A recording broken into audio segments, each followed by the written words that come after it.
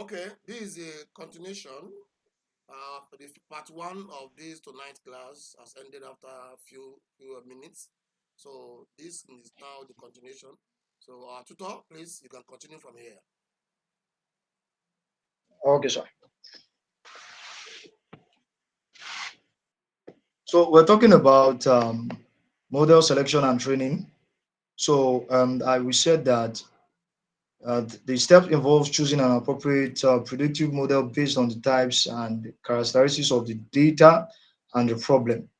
So, although they are different or there are many predictive models, so but the fact that we can choose the particular algorithm that suits the data that we are actually looking at is what makes a predictive model more robust. So, and that's what matters most.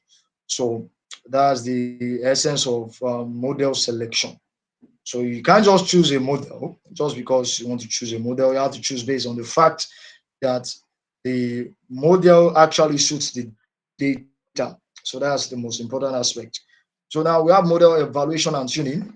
This step involves assessing the accuracy and generalization of the model using the validation and testing data. So model evaluation is very, very important because that's the only way you can know if the model we actually have at hand, if it performs well, or if it will actually explain unseen data or predict well based on an unseen data, a data different from what we use to train it. So that's the essence of model evaluation. So, and model evaluation uses metrics such as mean squared error, which we have heard about very well, accuracy score, precision score, recall, or F1 score. So, and there are still more of them. So, model tuning involves adjusting the parameters or hyperparameters of the model, such as the learning rate, regularization, or number of layers. I won't talk about number of layers, talk about deep learning now, but no, I don't want to go into that. Or to optimize, that's to optimize its performance. So now, basically, I know most of us where we always end up is when we are done building predictive model. All we just do is just give the do the evaluation metrics. I have my accuracy. My accuracy is 86%, 95%, and that's all. But now let me tell you this. Machine learning model does not stop at just you build a model. The essence of building model is to deploy, to put it into use. So, and do you know why I appreciate the field of the data space is the fact that it is more practical and it is something that you can show firsthand. It's not just that you just build a model. You have to deploy the model. You have to see it in action. So, for example, if I'm building a machine learning solution, and I want to actually know the number of customers, that actually, visit our website and the ones that we retained based on if we have let's say, we have a retail, I'll say online store that we sell fashion wares, and we want to know, based on the data that we have, the customers that will be retained, the ones that will come back, and the ones that will churn, the ones that will not come back. So if they buy anything from our hand once and they won't come back, we can actually use that type of model. If we have such type of model and we know, we can use that to actually, create first-hand, PR, public relation, on actually doing a follow-up on customers that we know that, okay, they have the tendency not to come back to buy our products. So we can actually, do a public relation and actually say, okay, now what would you prefer that we change about this product or this thing? That's we want to retain, but that's even on the deployment phase. That's the application aspect. So all these machine learning models, they have practical use. It's not just to build them for building sake or building for fun. I know some of us are still in the learning stage. You just build the machine learning model. Okay, and that's it. You test it, evaluation metric, oh, 76%, 70%. That's not it. The main point is to deploy it for practical use. Now, model deployment and monitoring. This step involves applying the model to new or unseen data to make predictions or recommendations. So model deployment may use methods such as batch processing, online processing, or streaming processing. That's when integrating it. And these has to do with most especially when we want to deploy machine learning models, we use Django or we use Flask API. We use Flask, we use Django. So that's the most common one. So, and we also have model monitoring. It involves tracking the performance and reliability of the model over time and updating or retraining it as needed. So there are some times that based on the fact that we have deployed the model will actually on the longer run be redundant or give redundancy. So which means that we have to update that model by retraining the model. That means to retrain a model, we need to add more data to the pool of the data we have before. So now adding more data to it now gives us room to now make even the model even more robust. So to have more strength. So okay, so we'll move into okay. Now let's talk about feature selection and engineering in predictive modeling. This is very important. Feature engineering. So now, feature selection and engineering. This is where I spend more time on when it comes to machine learning. This is the part. Feature selection. I make sure my data is clean. I make sure my data is structured. I make sure there's no outlier. I make sure that nothing stops me from having a high performing model. And that is going to be assured by doing a proper feature engineering. And that's it. And I would rather advise us that we spend more time on feature selection and engineering when it comes to when we want to get a predictive model.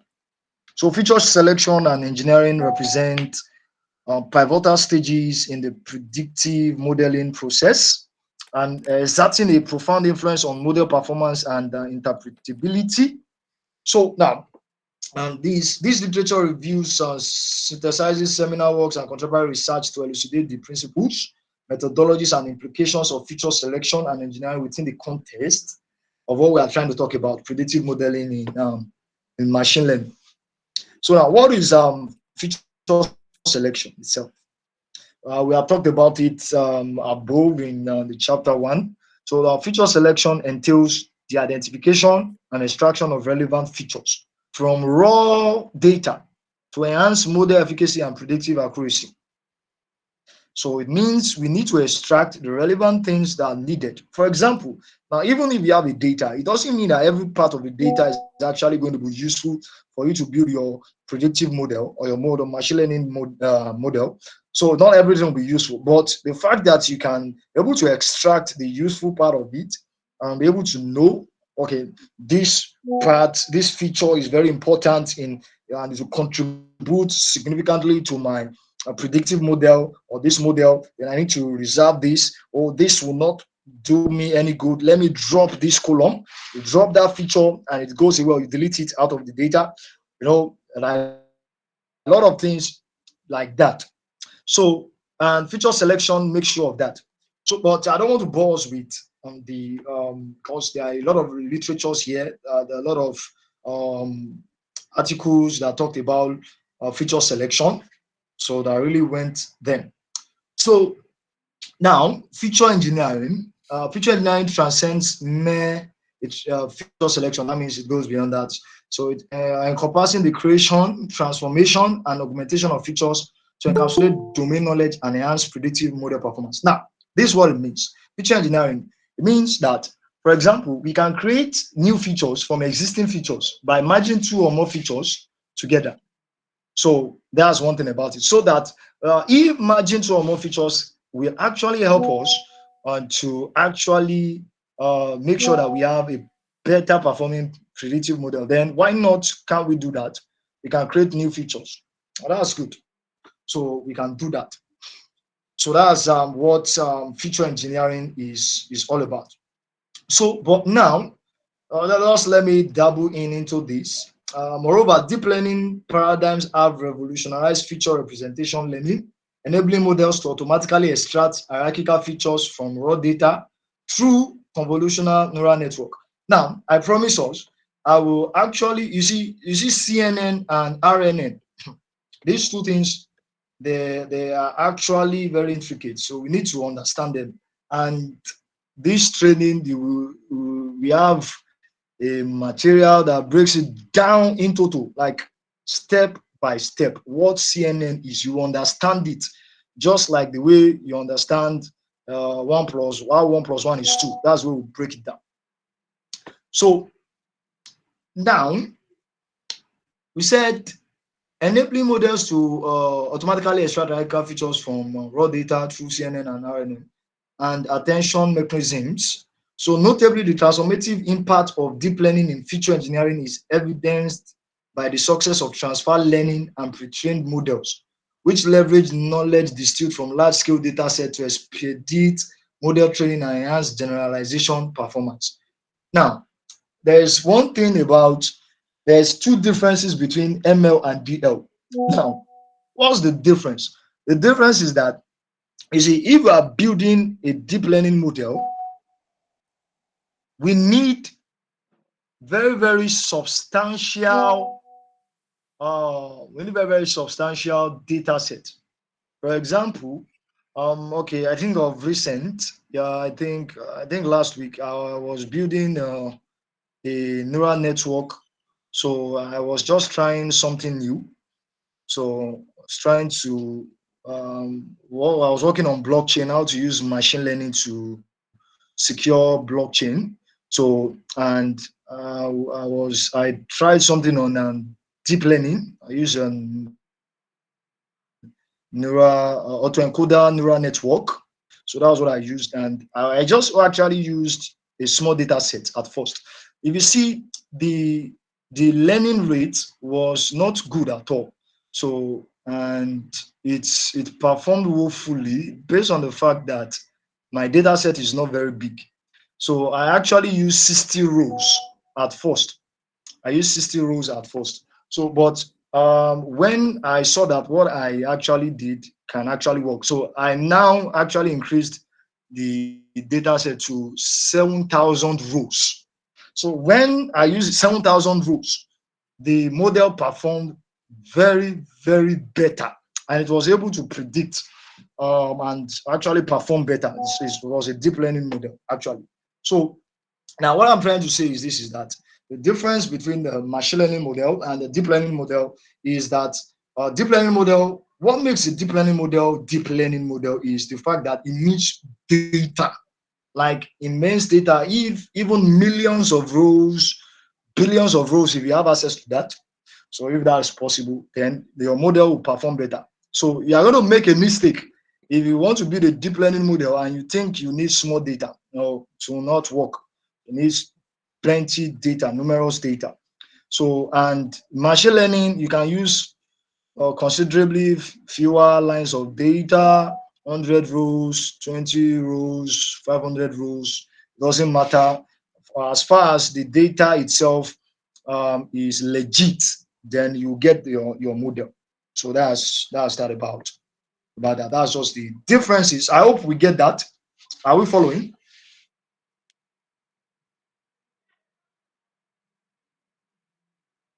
Yes. I think Okay, good. yes, they are on. Yes, go Yes, I was ahead. following. Go ahead. Well, the recording is okay here too. Go ahead.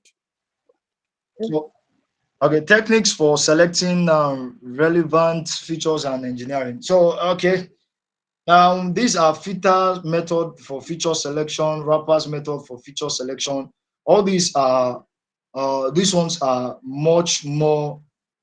Let me say, it has to do with okay.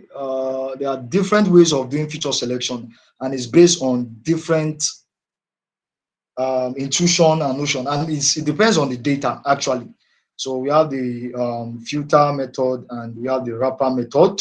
We have the embedded method. We have those are the three. So and we have the feature engineering technique.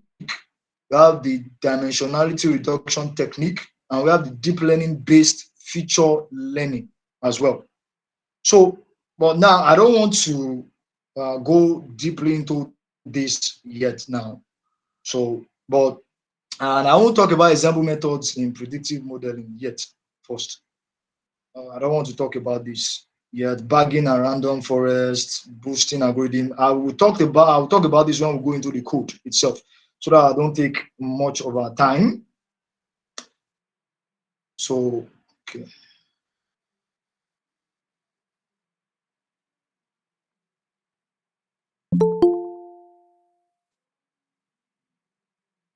Okay, now, okay, before we go into the part where we talk about the methodology and the approach.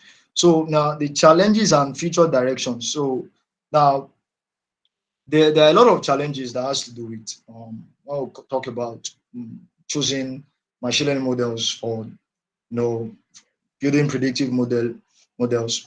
So despite the advancements in explainability and interpretability techniques, several challenges persist, including trade-offs between model complexity and interpretability, the need for standardized evaluation metrics, and the potential for adversarial attacks on interpretable models.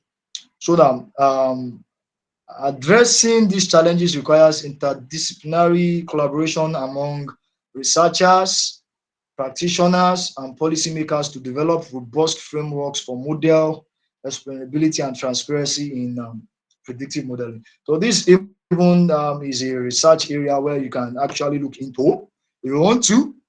So that's that. So now, in conclusion, explainability and interpretability are indispensable attributes of predictive modeling system, enabling stakeholders to understand, trust, and effectively utilize machine learning models in decision making processes. So now I can tell you for free that when it comes to machine learning, AI, and deep learning, the European Union have strict policies as pertaining to that when it comes to using them for automated decision making. So they actually have strict policies, and I don't know if Nigeria have any policy that has to do with AI regulation, machine learning, predictive models like that. Even especially when it comes to large language models.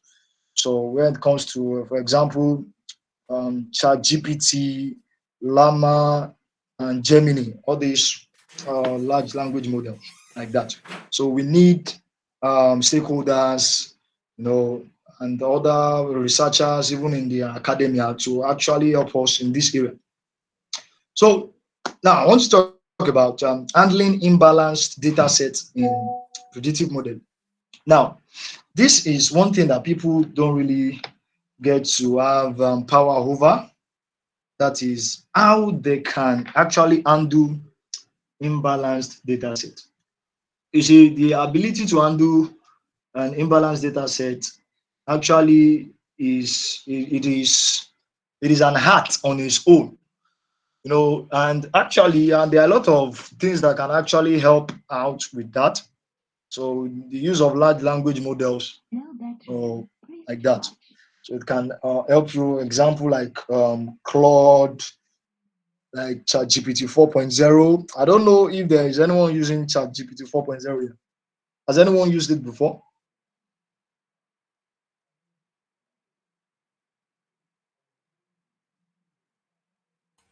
Yes. Okay. So now, why I'm bringing this up is that number one is sometimes if you are not an expert yet, you can use ChatGPT when it comes to data you don't understand. It can help you and give you suggestion. It won't actually do it for you. So it will just tell you the things you need to do to handle an imbalanced data set.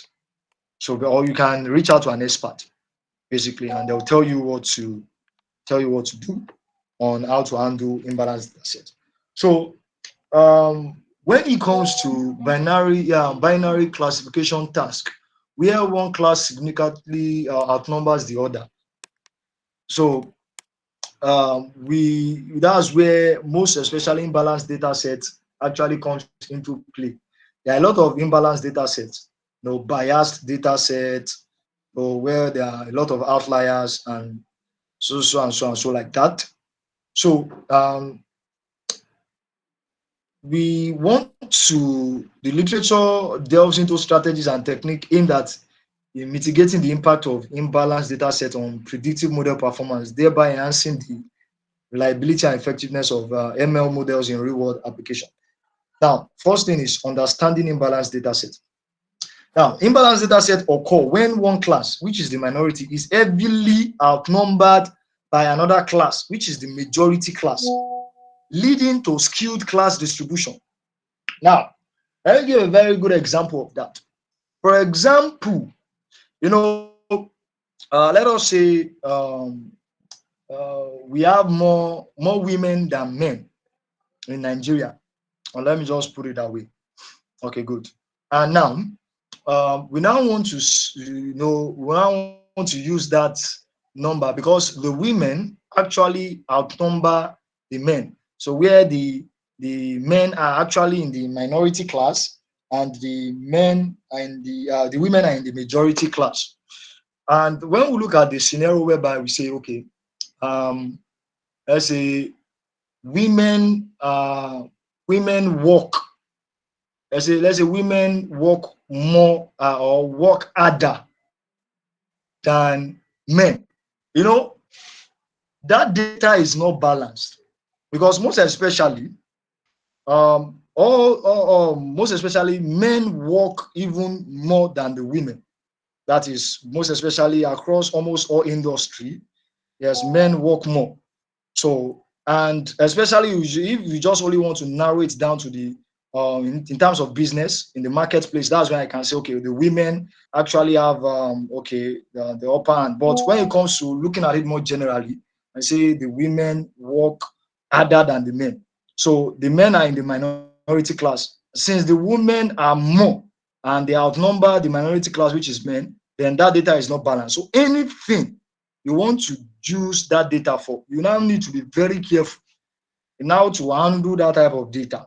So these are things that we need to look out for. Imbalanced data set. You need to look at the classes that you are considering or that the features that are there in the data set. Okay, now this and this. Does this feature outnumber this? Does this class outnumber this class?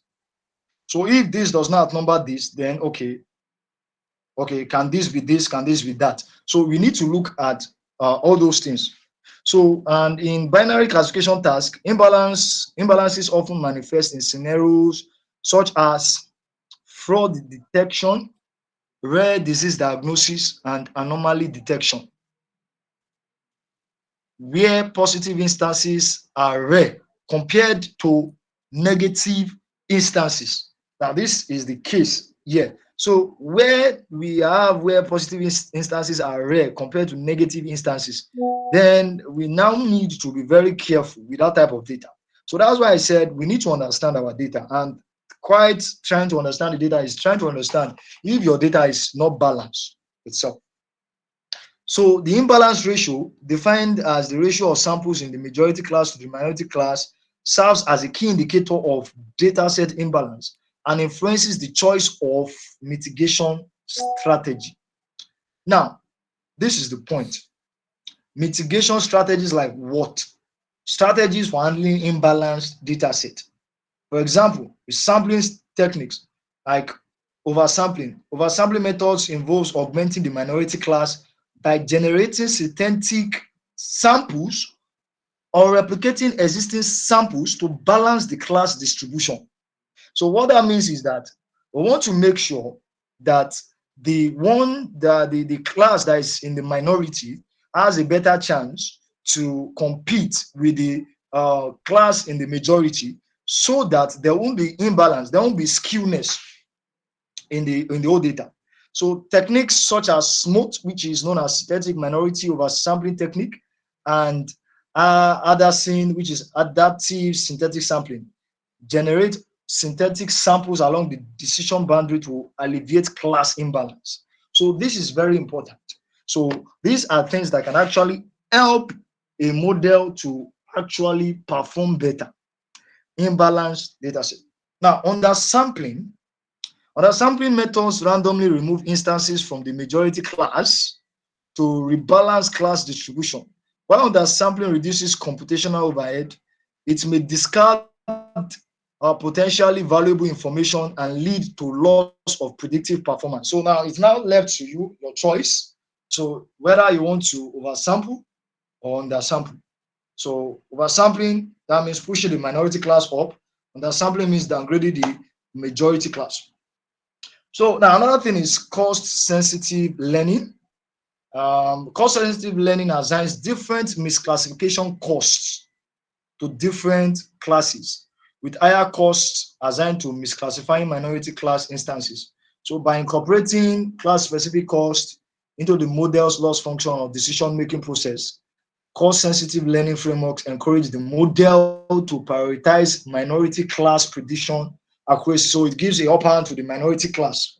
So, and there are instances where we can use all this. We have the example techniques, we have algorithmic modification. Now, another thing is evaluation metrics for imbalanced data set.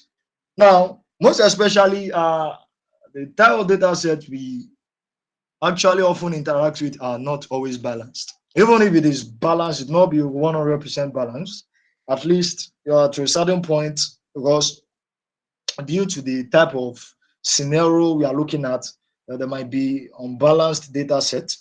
So now, when we look at evaluation metrics for imbalanced data set, in addition to the mitigation strategies, the choice of the metrics plays a crucial role in assessing the performance of a predictive model on the imbalanced data set. So now, there are some traditional metrics like accuracy. And one thing about this is that it may be misleading when it comes to imbalanced scenarios. Yes, it's going to be favoring the majority class and masking deficiencies in minority class prediction. So now that's why alternative metrics such as precision, recall, F1 score, and area under the receiver operating characteristics known as ROC curve, or the OC which is AUC ROC, provide more nuanced insight into model performance across different class distributions. And under this particular work, this write-up, we used that. We will see that in play there, where we used the ROC and ROC curve. Yes.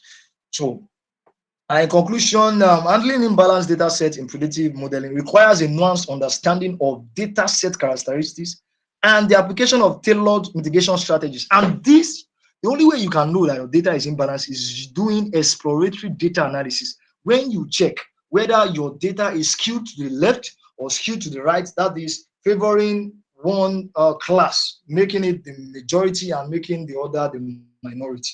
So, which means that exploratory data analysis is very important.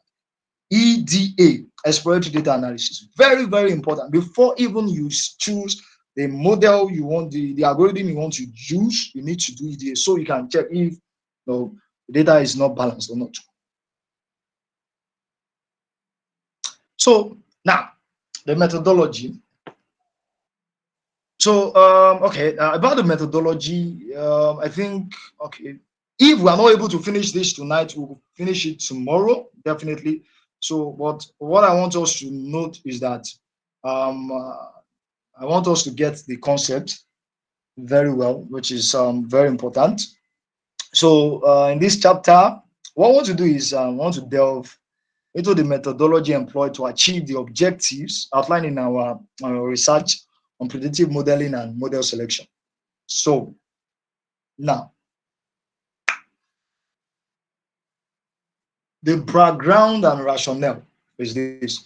Predictive modeling in machine learning stands at the forefront of modern data-driven decision-making processes as organizations increasingly rely on data to drive strategic initiatives and optimize operations.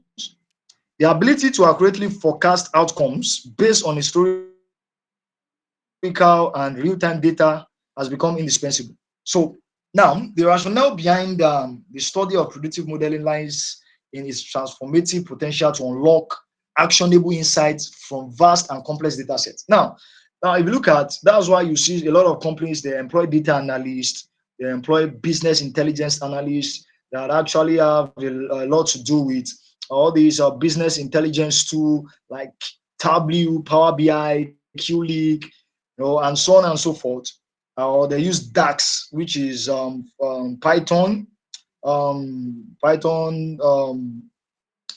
processes for making dashboard, interactive dashboard. So now the main thing there is this is that the conquest to unlock actionable insights from vast and complex data sets is something that is now very common.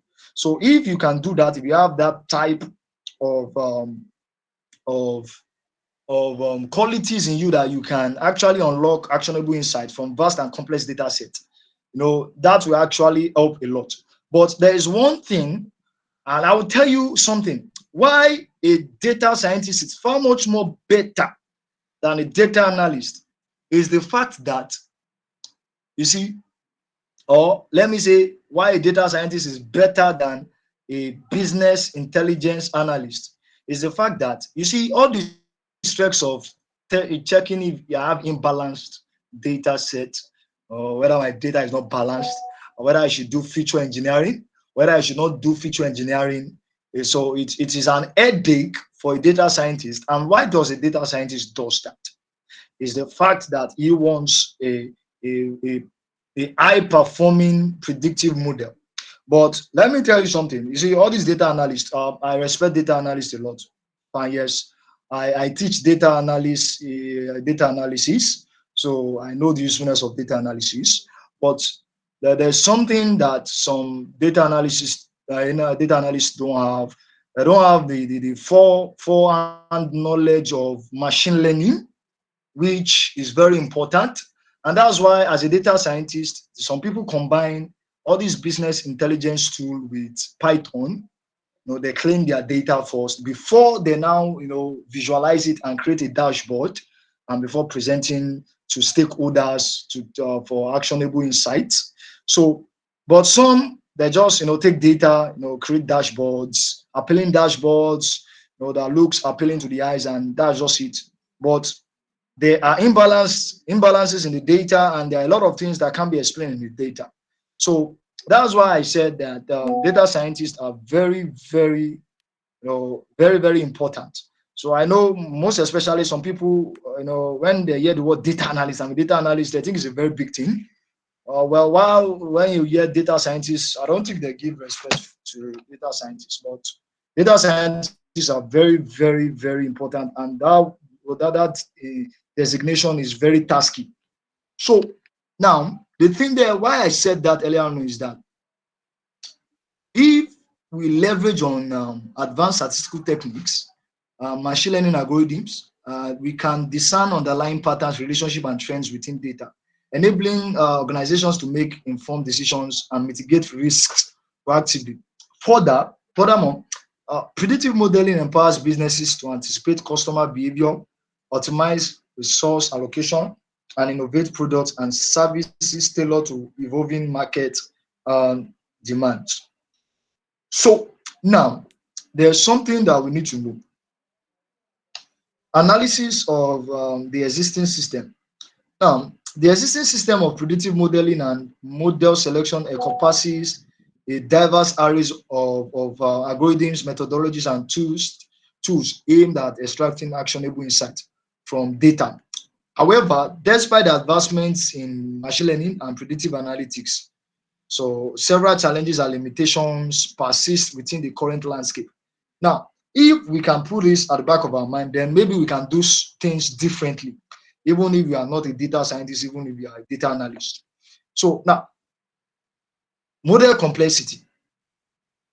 One of the primary challenges in existing system is the proliferation of complex models, such as deep neural networks and ensemble methods. So while these models exhibit impressive predictive performance, their inherent complexity often renders them opaque and difficult to interpret. So as a result, stakeholders may lack trust in the predictions generated by these models, hindering their adoption in real-world applications, which is much more or very rampant. Uh, Data analysts don't use deep learning models. So except in cases whereby, you know, let us say it is inevitable. That's when they use such thing. Most especially data analysts, they use for predictive model performances because of the complexity of deep learning, very complexity, and difficult to interpret. So they will just stick with on the traditional method, which is on the machine learning, which is the supervised and unsupervised. So, and also the data quality as well, and preprocessing. Another critical aspect of the existing system is reliance on high quality data for model training and evaluation. Now, when we say high quality data, now if the data is not quality enough, then there's no way we can have a better performing predictive model. So, and however, in practice, data sets are often plagued by noise, missing values, and inconsistencies, which can compromise the accuracy and reliability of predictive models. So that's why I said, for example, now the source of your data set, also you need to trust the source, you know, and also as well, if you don't trust the source, you can collect your data by yourself. So, but there is a lot of stress collecting data. So, but moreover, data processing tasks such as feature engineering and dimensionality reduction are labor intensive and require domain expertise. You see, domain expertise and posing significant challenges for organization with limited resources. Now, you see what they want to employ you for. See, anyone can build a machine learning model. That's just the truth. But the main thing they are looking for is this: people that can actually, take care of this, because that's just the main selling point of this. The model complexity aspect, data quality and preprocessing. If you can do feature engineering, you know, dimensionality reduction, labor intense, and you have the domain expertise of, trying to preprocess data in such a way that it will unravel tasks, the patterns in the data after you have built the model. That's what they need out there. You get. So that's why even if I give us the same data, every one of us here we go home with the same data, and we are asked to use a particular model. You will see that even if we all use the same model, the accuracy will differ all across board. And why is that? It is because of what? Our ability to do feature engineering and exploratory data analysis. That's just the difference. So that's why I always say that if I am given 10 hours to build a machine learning model, I will use what? I will use 8 hours to do what? Exploratory data analysis and preprocessing and feature engineering. You see, the remaining 2 hours, which will just be fun for me, because anything I will do will just be easy. I won't have any issues, and I can bet you any model that I will have is going to be very, very reliable, because the main selling point is the fact that if you can do feature engineering and exploratory data analysis, because that's what we actually help us, tailor our data in such a way that any model we want to build will be actually reliable. So we have model selection and evaluation, which we have talked about choosing the appropriate model and evaluating it based on performance metrics, scalability and resource constraint. So scalability also remains a pressing concern in the existing system, particularly in the context of large-scale dataset and computationally intensive algorithms. So many organizations struggle to deploy predictive models in production environments due to resource constraints, yes, including limited computational infrastructure, storage capacity, and technical expertise. Now, I can tell you for free that it is very easy to deploy a predictive model in action. And all you just need is a data analyst, and you need a data analyst that knows how to use Python technologies, how to use SQL technologies like MySQL, PostgreSQL, and also they can use business intelligence tool like Tableau, Power BI, Qlik, and the rest. So now, if we have such type of person that can handle such thing, then it's very easy to deploy a predictive model. So ethical and regulatory considerations as well as also of concern. So, with increasing reliance on predictive modeling for decision making in sensitive domains such as healthcare, finance, and criminal justice, ethical and regulatory considerations loom large in the existing system. Concerns related to algorithm bias, fairness, transparency, and privacy underscore the need for responsible and accountable use of predictive models. So failure to address this consideration may lead to unintended consequences, including societal harm and legal repercussions. And that's why I said earlier on that the European Union, there was an AI newsletter I read. So the European Union are actually increasing their sanctions on companies that are actually, you know, giving them access to large language models and so on and so forth like that. All right. Well done. So yes, sir. Let's move towards the So next now, 2 to 3 minutes to end this so I can create room for question. all right. So I think I would stop on data method of data collection and description. Yes. So now, Let's basically, okay. Do you want to explain that too for this night? I'll just explain just in 1 minute. Okay. So now, data collection is very important when it comes to analyzing when we want to create predictive models. And like I said, the source also matters.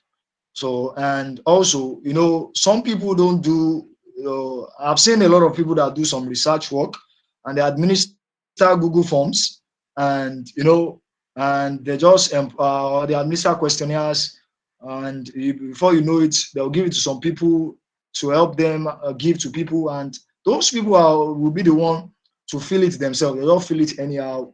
And that's what someone wants to use for to create a machine learning model. So there are a lot of biases and a lot of constraints. So when it comes to data collection, I think that's why if you look at um, organizations, they really spend more on their data storage system and data collection system because it is very important. The legibility and high quality of your data actually gives room for you to you know, to generate actionable insights on the longer run. That's where it will help. So, and I think on this note, I will stop there. So, and then can give room for questions. Thank you. We have less than 15 minutes to end this class. So please, questions from audience, please. Questions, please.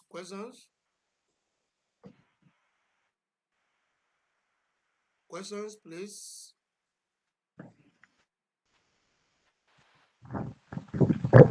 Hello, sir. Hello, sir. Hello, can you hear me, sir? Yeah, we can hear you clearly. Good evening, sir. Good evening to you, sir. You're welcome. Okay, well done. Thank you for the class, sir. All right. Yes, I think sir. I appreciate the tutor, sir. So Okay. I want to ask about the fact of data. Like, let's say, for instance, that I carry out research in one environment and I am able to generate just 20 data. And I have the understanding that the more data I generated, the the more accurate the result the model will be at the end of the day. So I want to know, is there any approach I can use to generate more data from that just 20 data? Oh, Tutor, do you get the question? yeah, I I mean, get the question. Please respond quickly. produce at the end of the day. Okay. If I get your question right, you said you want to generate more data based on the fact that you have an existing data. From that data, you want to generate more data. Is that what you said? Yes, yes, sir. Let's say from a field work, I have just 20 data. Okay. So maybe due to constraints of resources that so Exactly. maybe to generate more data is going to cost me. So, so It will I need cost to more. predict from this 20. How do I go about that? Okay, I understand this Okay. question. I think, okay, you want to answer him So, quickly? hello, sir. Do you want to answer the I question? said, also answer him quickly so that I can add to it briefly. Okay. So now, when it comes to, I want to ask, is it a machine learning model? Yes, like what I do, kind of what I'm trying to do is that, so like I go for a field work, Yes, like and in survey. that field work, Like survey, I'm right? able to maybe Like come up with survey. Hello, that. A survey, right? So, but Mr. I want, David. yes, Yeah, survey, Mr. David, I would like you to contact me yes, after this class, yes, sir, please, so I can address your question personally because yes, I that can is hear a you, sir. survey. That's a survey. It's not under machine learning. It's not under deep learning. So Okay, please sir. contact me after this class. This Timar. Another question, please. Because Mr. Samuel Dunia, please. okay, Yeah, good evening, sir. Good evening to yes, you, sir. Facilitator. oh, thank you, sir. All right. The facilitator have done a good job, but my question will I come will, from the method of retrieving data set. Method of, I'm currently working on hello. Can you you get said, me? yes, I can hear you clearly now, sir. You said Hello. method of, We can hear you clearly. Can you hear, sir? Okay, yes, method sir. of data Yes, we collection. can hear you. Okay.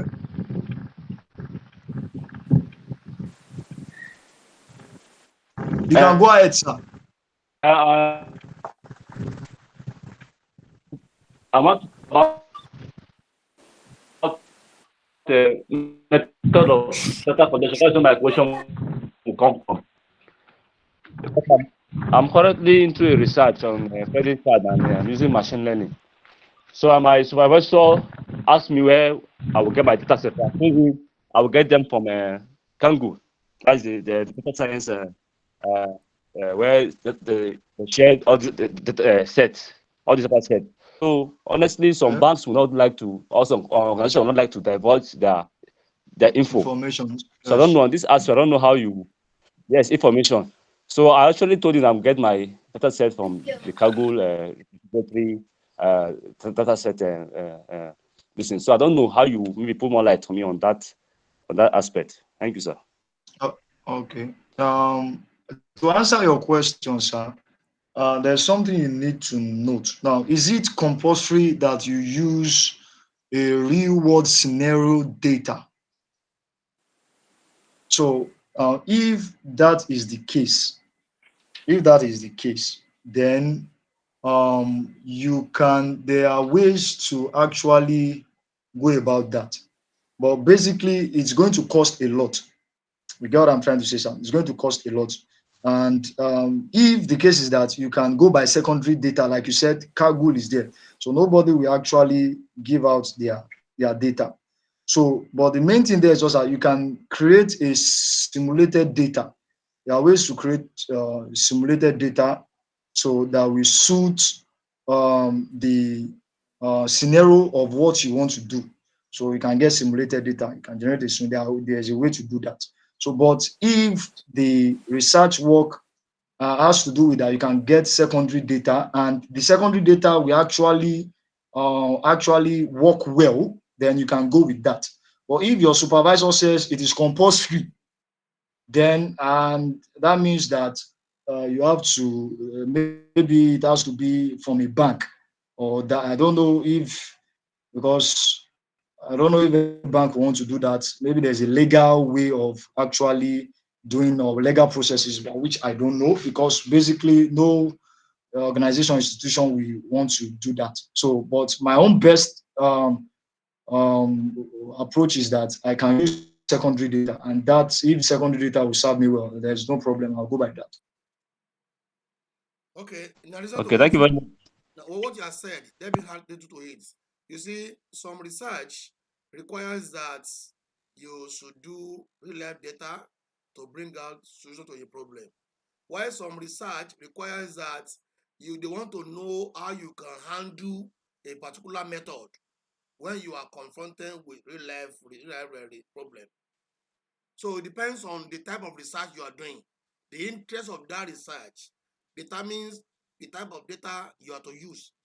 If the interest of the research centers on solving real life problem, so that means you need to go and get data on real life problem. But if the interest centers on how you want to use, how you can use a method to solve real life problem, that means you can make use of data from simulation or all this data from Kaggle and what have you. Hope you are getting me now. So thank you. Yes, I'm getting you. All right. Another For the issue of question. simulation, Okay. I don't really get the point of simulation. Maybe Are due to you time, maybe another. are you in statistics or what discipline are you? What's your background, sir? I'm actually data science master student, MSc, master I want to know data your science. background for the first degree. If your background in first Okay, degree, mathematics, BSc uh-huh, mathematics. that is exactly what That I'm means you should understand what simulation is, simulation sir. is all about. So simulation means mimicking real life situation up to about 95% situation. When you mimic, Okay. that means you want to simulate data and it will be as exactly as 95% level. That's meaning of simulation. So some data sets, some problems may not exist in real life, but you create that problem during simulation. So, but sir, can you say the data set from Kaggle are they under simulation? No, no, no, no, no, no, No. no. They are real So, life. no, no, no. They are real life Are Okay, from real that, other life data. countries. You know, other countries they don't have their data sets. You know, Exactly, yes. sir. Nigeria now, you can, for example, you want to get data on crime alone. Go to one DPO in one station, and you are requesting for the data on crime. He will never give you. He Exactly. will Okay. ask you to go to state. From state, you have to go to federal. When you go to federal, you are tired already. So Okay. you go come back home and say, I don't have data on crime. Unless otherwise you have somebody that that's very powerful that can give them instruction. That's why you can have such data. Otherwise, you will not have it in Nigeria. But other countries, like European countries, they will give you free. They may even ask to go and pay some money and collect the data. That's all. So they use data to generate money. But Nigeria here, forget about it. Okay, sir. All right. Other question before we Thank you. But close. Just a comment. Okay. Yeah, please talk. Yeah, David asked a question, and then you said he should see you after this thing. I think that is not too good because every question, everybody will benefit from any answer that is given to every question. So it's good that if any question is Okay, asked, okay. it should be addressed here I and appreciate here. that statement. Okay. That statement. The reason why I said it is because what he has brought is not the primary focus of this training. What he has brought is that when you collect data from feed, maybe let me give you for example now. I want to give you a real life example. Somebody who want to I understand. study, hold on, my brother, so you can listen to me first, sir, so that you can understand what I'm going to say. Somebody want to study the some data sets to be collected from inmates. I mean inmates from prisons. You know that's what I mean. So that person has to go to about 12 states in Nigeria. So going to 12 states Nigeria, number one, cost effect, cost involvement, dangers on the road, danger that involve accident, danger that involve kidnapping, and lot of dangers, and even the respondent apathy, and even the allowance to even have access to the respondents, to the main respondent. You have to pass through a lot of stress. So when that person consulted me, so I needed to say, okay, just go and get about few data from some of them.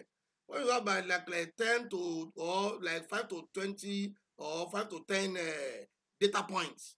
So that alone can be expanded. So that's what Mr. David brought here. Am I correct, Mr. David? Yeah, I understand. That is what he asked. Uh-huh. Yes, I understand. And it goes beyond the scope of this research, of this training. So it is not, this training does not cover that. So I asked him to talk to me after this training just because I want to just say something about it, and probably he may want to go further with me on that aspect. You know, you're going to spend money, you're going to spend resources, so lot of things will be spent. So instead of you spending such resources and such money, and at the end of the day, you may not even have your full data. So we can, so when that person contacted me that time, we try to simulate, we try to do some kind of AI data data generation, and the result came up from almost 20,000 inmates. And the research is okay because we just bring in about 5 to 10 responses from those inmates, and from there we try to expand the responses, and the whole thing is over. So thank you very much on that. So I'm sorry because it's because the thing is not covered by this training. That's why I asked him to see me about the class. So other question? Other question, please, or suggestions, or comments. So we have less than 5 or some minutes. Thank you, sir. All right, you're welcome, sir. Thank you. So okay, if there's no comments, no suggestion, okay, somebody, Mr. Victor Olubumi. Sorry, sorry, sir. So, like today was all theory. So, is tomorrow going to be practical, or is the training going to take a different turn, or is it going to just be theory like this? How? Is practical, but the main thing there is this: is that we want to make sure. See, everyone wants to just write code, and everything is not about writing codes. We I need to asked a question. understand the reason why we want to write code. So there's a reason for writing code. So we need to get the concept, understand it. So when we are now writing the code, you now see the essence why we went through all this theory part first. Even it is not the theory, it is even the fundamental things that we need to even know. And that's what a lot of people don't have. They don't have the first-hand knowledge of all these things. And that's why a lot of people struggle with building machine learning, or even to progress more in that field. So that's just the truth. I hope you get me, sir. Yeah, yeah.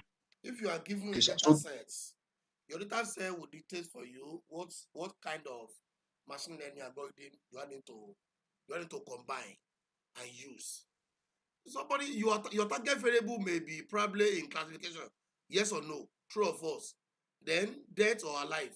If your target variable is in that structure, then you now went ahead to be using regression. To using regression like multiple regression, you are wrong. So you should understand your exactly. data set first, and note that data set now is all about, okay, our target variable is this. Okay, our future variables are these. So that's where you can now say, okay, these are the suitable machine learning to be used. Then from there, you now, by the time you conduct the EDA will also will show you some things. Some things, oh,